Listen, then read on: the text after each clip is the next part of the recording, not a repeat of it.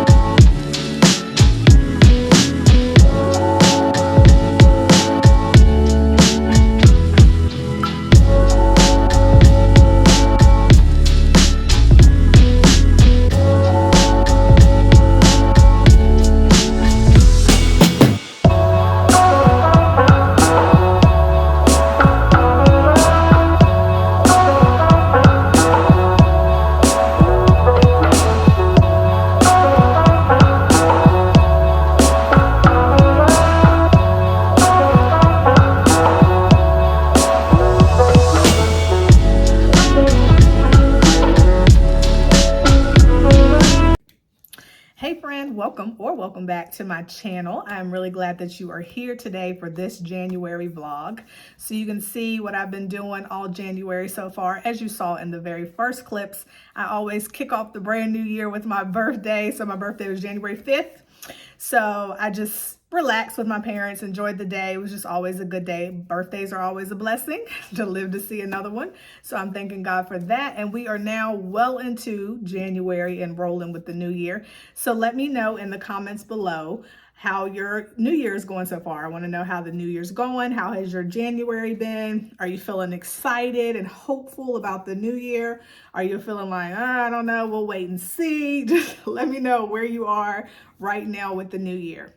So I am not a New Year's resolution type of person. I don't really get into it, but I'm always focused on making and setting new goals. I'm always looking to check in on my goals to see where I am with those things. And so as you already know, if you've been hanging out with me for a while, wellness is a huge goal of mine. It's a huge priority to me.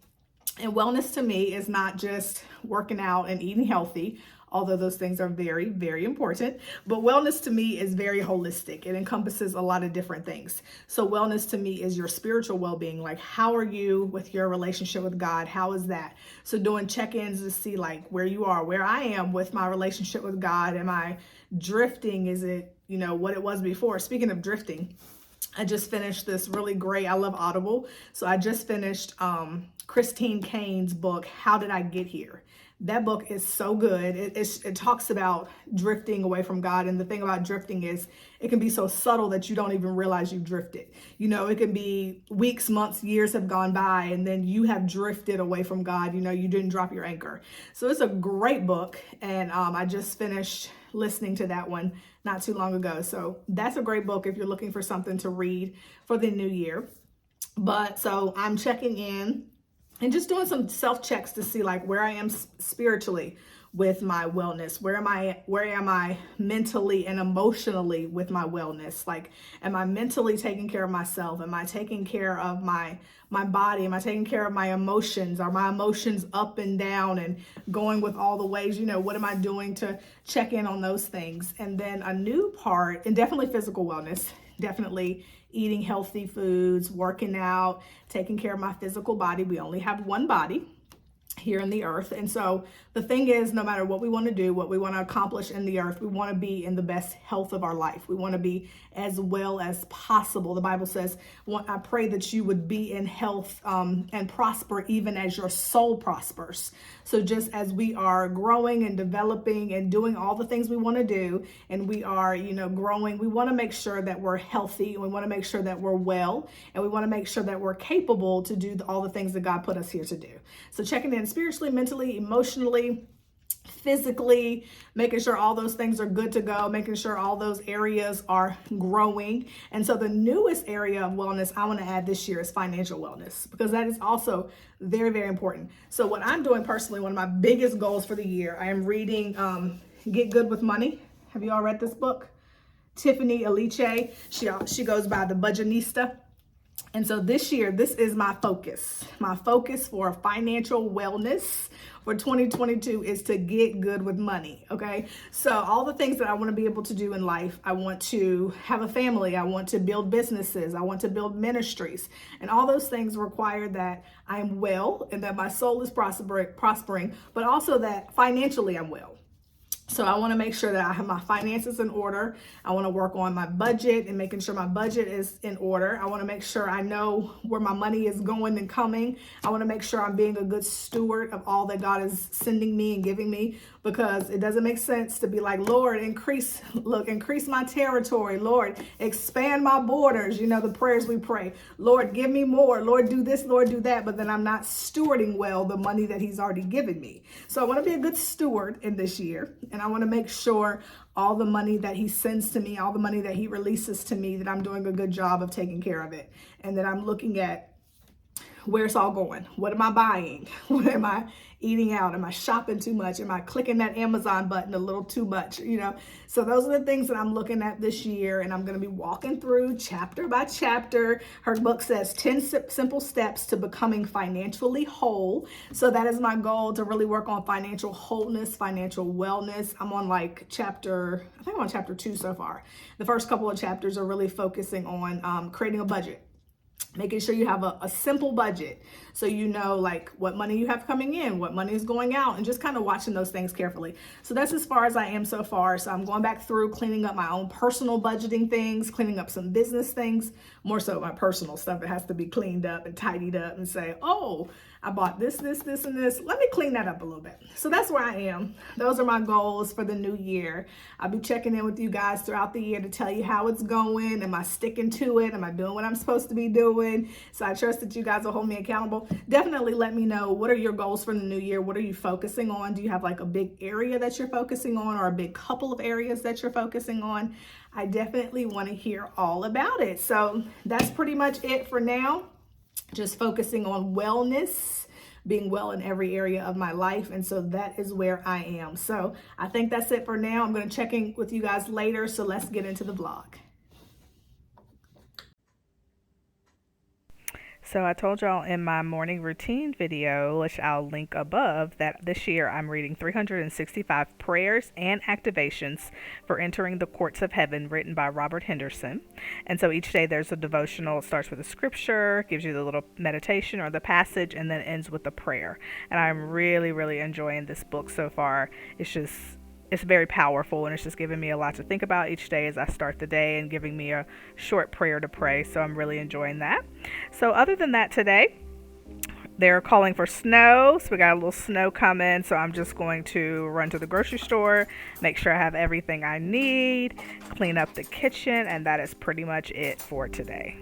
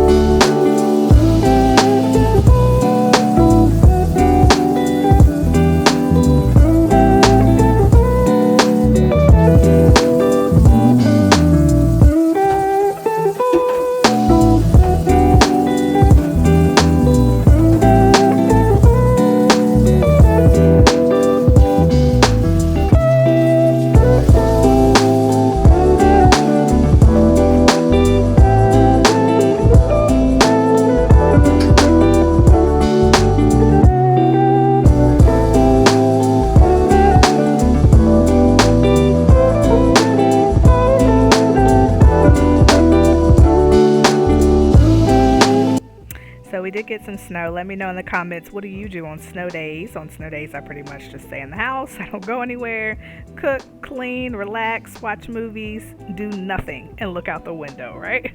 So that's pretty much it that I did on this fabulous snow day.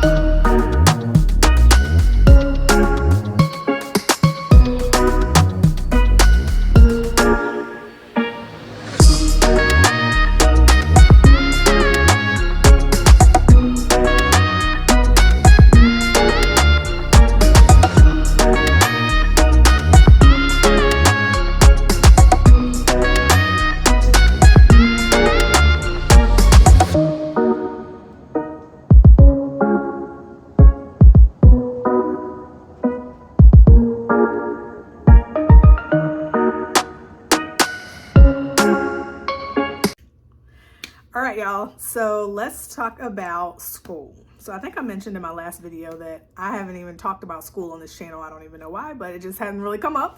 So today is a great day to talk a little bit about that. So here's the thing, because I need y'all's prayers. I need you to be praying for me, for real.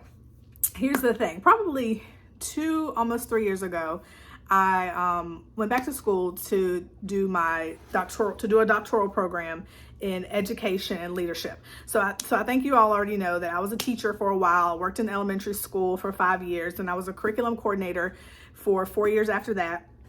Then I went and worked at a church for 2 years, and then now I'm working in adult education. So I've been in education altogether for like 14 years now. So the goal for me is kind of to see the whole spectrum of education. What does it look like all the way from the babies in kindergarten all the way through adult education? They just have a really good idea of what is education look like as a whole, from the little, the primary kids all the way through adults. That's the goal. That's the plan.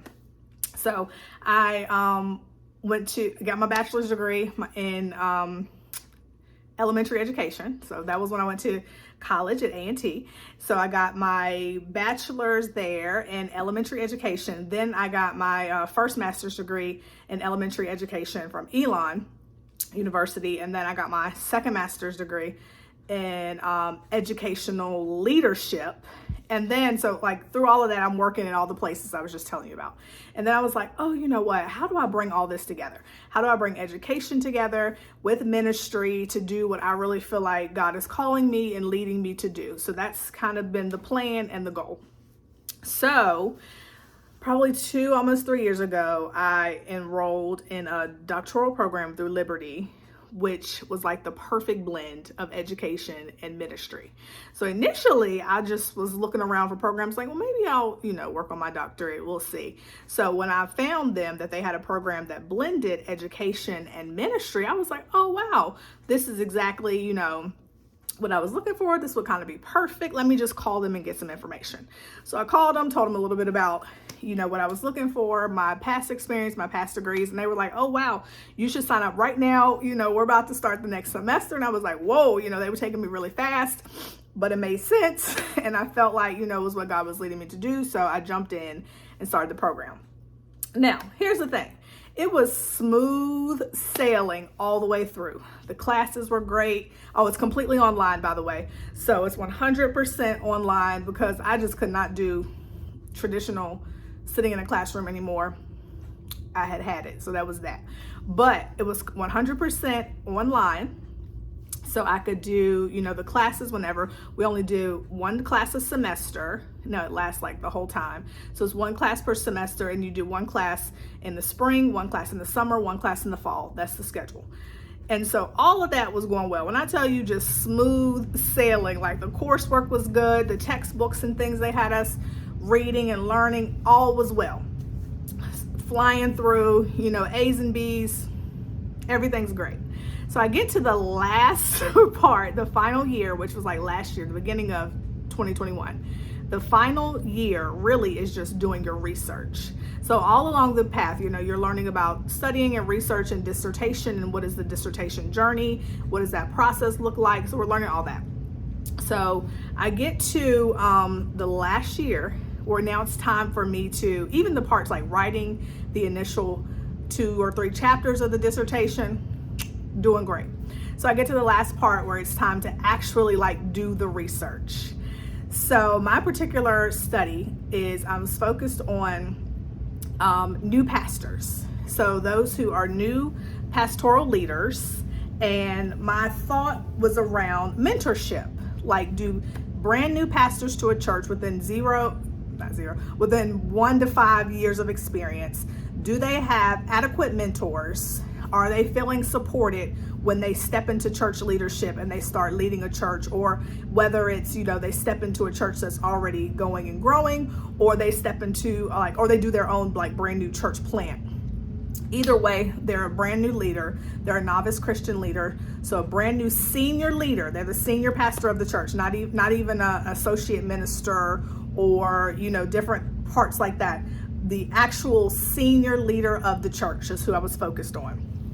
And wondering, do they have a mentor? Are they, solely on their own? Are they kind of winging it and figuring it out? Do they have mentorship? And if they do have mentorship, what is that experience like for them? Do they find that it's beneficial? So that's the study. That was the focus, the goal, what I was working on. So I get to the beginning of 2021. It's time for me to actually start the research. It's time for me to actually start reaching out to pastors and asking them to participate in my initial survey. So the initial survey is just really basic information, like, are you a senior leader of your church? How long have you been pastoring? Do you have a mentor? Very, very basic information. So, and pretty much all of the pastors that I was getting feedback from, the ones who were actually responding or the ones who I was finding, they have been pastoring 30, 40 years, 25 years. They were writing back like, honey, I would really love to help you, but I've been pastoring for 30 years, so I can't help you. Or, I'm new to this particular church, but I pastored another church for 20 years. So I was having the hardest time finding brand new pastors. And I was like, what in the world is going on? Not to mention we are in a pandemic, so I get that part. But still, I'm like, where are the new pastors? And why can't I connect with them? So I literally spent 2021 trying to make contact with these brand new pastors. So that is where I am now. That is my frustration because I need to get in contact with these pastors to do a survey with them. I need them to participate in my survey, and then I need to interview a few of them to get their feedback, talk to them about their mentorship experience. What was that like? How did it go? Do you feel like it was helpful? All the things. So finding them has been a challenge. I literally last year sat on the computer going through church websites, trying to look through websites churches on Facebook, trying to locate pastors, trying to look through the websites. They gave me through school, they were like, try this association, go through this particular group of pastors, try them. Now the thing with that particular grouping of pastors, that association, many of them have been pastoring for a very, very, very long time. So I was just hitting all these roadblocks. And I was like, listen, this is too much. I want to quit. But I know that is not the right thing to do. So I need your prayers. You all be praying for me and with me that, number one, I don't say, forget it, this is too much. And then number two, I can get in contact with the right pastors. So prayerfully, because I really want to be done with this, y'all. I want to be done before May. Okay, this is 2020 when I'm recording this. I want to be done before May 2022. So we can get this done and we can get this checked off and we can move forward. Okay, that is the goal. So I need y'all to be praying with me and for me that I can connect with the right pastors in the next couple of months, and that we can connect, and that they will be eligible to participate in my study, and that all will go well, and that I'll be able to move forward, be able to complete the research, complete the dissertation, the actual writing part, and be done, move forward, graduate, and keep it moving. All right, that's the plan. That's where I need your prayers. And by the way, if you know any brand new pastors who are senior leaders at a church, they are the senior leader. There are no other leaders above them per se. They're the senior leader of the church. They have 1 to 5 years of experience. Tell them to call me. Tell them to email me. Okay, something. I need to talk to them as soon as possible, please. Thank you so much for your help. So that's where I am. That's why I'm soliciting your prayers. Okay, and so now I'm gonna go. I need to send out a few more emails. I need to do a little bit more because I have to meet with my supervisor in a couple of days. So I'm going to meet with my supervisor again so we can check in and talk about next steps and what do I need to do so we can get this thing finished. All right, so thank you so much in advance for your prayers. I appreciate it, and I'll check in with you guys later.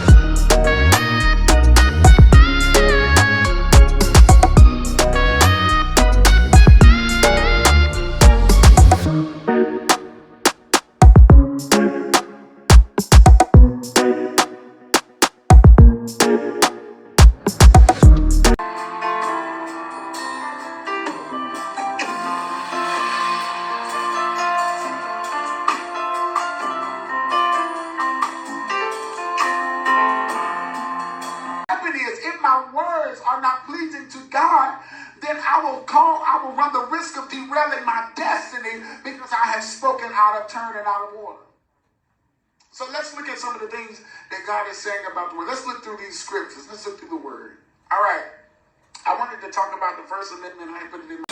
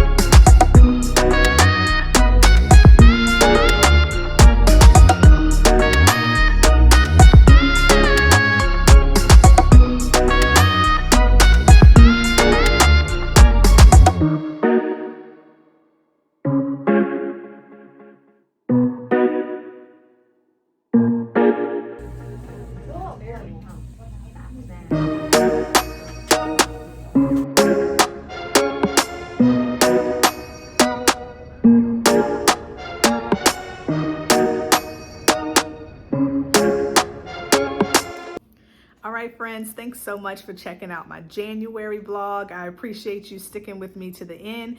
Definitely subscribe to this channel if you haven't done so already. Like this video, and I look forward to seeing you in the next one. Have a wonderful day.